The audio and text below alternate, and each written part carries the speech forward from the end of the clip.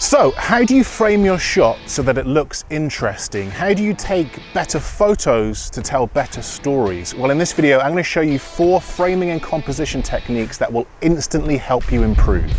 It's coming up. Hey everyone, Steve here from Learn Online Video, helping you master the art of online video production. And today we're talking framing and composition. And look, if you're new to framing and composition and you aren't using any of these techniques yet, then by the end of this video, you're going to have all the knowledge that you need to start taking better photos and shooting better videos. And the best part about framing and composition is that it's completely free. Normally when we talk about improving our videos or our photos, it involves spending money. Get a better camera, get this piece of software, get this camera accessory. With framing and composition, it's completely free. You just need the knowledge. So today we're going to cover 4 techniques that anyone can do. The rule of thirds, leading lines, symmetry, and framing within your frame. So look, let's simplify all of this, okay? Let's bring this down to basics so that you have a really good understanding of when, why, and where you might use some of these techniques. This is framing and composition 101. Now let's pretend for a second you were given a brief, and your brief was to capture an opening shot of this lighthouse. How would you capture it? Well, let's run through each of these 4 framing techniques and apply them to this lighthouse to see what difference it makes. Okay, so let's talk the rule of thirds. Now, the first thing that you should do is enable the grids on your camera. They look a little something like this. Now, you may have seen these grids on your camera before and switched them off because you thought that they were distracting, but if you're new to framing and composition, I encourage you to keep these switched on. Now, the grid is made up of 2 vertical lines and 2 horizontal lines, all spaced evenly apart. Now, when we place our subjects or focal points on these lines, particularly where they meet, a much more aesthetically pleasing shot is created, and our eyes are drawn to these focal points. It also helps balance a shot and gives it more context.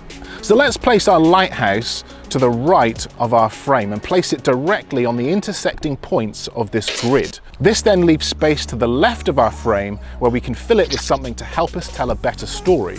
In this case, we have the sea, some grass, and this helps give the audience a better understanding of where the lighthouse is located. Now, when shooting horizons, don't put your horizon in the middle of the frame. Try and put it on either the top or the bottom horizontal line. This allows you to make a feature of either the sky or the landscape and makes for a much more pleasing shot. Now, I've made a whole video on the rule of thirds. I will link it in the cards and put it in the description of this video. Be sure to check that out. Now, the rule of thirds technique is commonly used in interview situations. You may have noticed this when someone's being interviewed, the idea being that you give your subject some looking room, so either put them to the left or to the right of frame.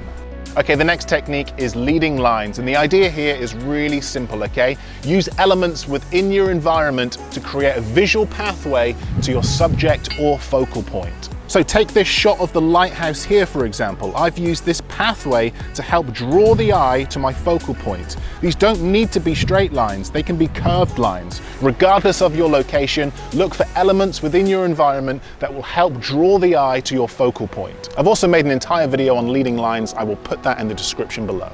Here are some other shots I took of the lighthouse using the leading lines technique. This technique also works great for portrait shots. Just frame your subject so that lines within your environment help lead the eye.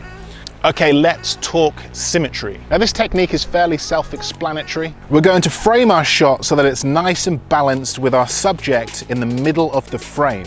As you can see here, the lighthouse is nicely centered with the flagpoles either side. Another example of this would be a documentary style film where someone is talking directly to the camera.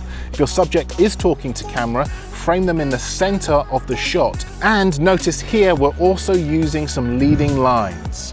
For an absolute masterclass in symmetry, watch anything by director Wes Anderson. His films are full of beautiful symmetry and really make him stand out as a uniquely stylized filmmaker. Okay, framing within your frame. What does this mean? Well, again, look, let's use this lighthouse as an example. We're using elements within our environment to frame our focal point. A slightly more stylized approach, this one, a time and a place for it, and also it's a little harder to pull off because it requires having something within your environment that you're able to frame your focal point with. but when used correctly, it can really help your photos and videos stand out. So there you have it. Those were 4 framing and composition techniques to help you start shooting better videos and taking better photos. I hope you found this video useful. If you did, let me know by hitting the old thumbs up button. And if you'd like to watch more content, learn some more, watch some more tutorials, you can do that by clicking over there. But that's it from me. Thanks for watching, and I will see you in the next video.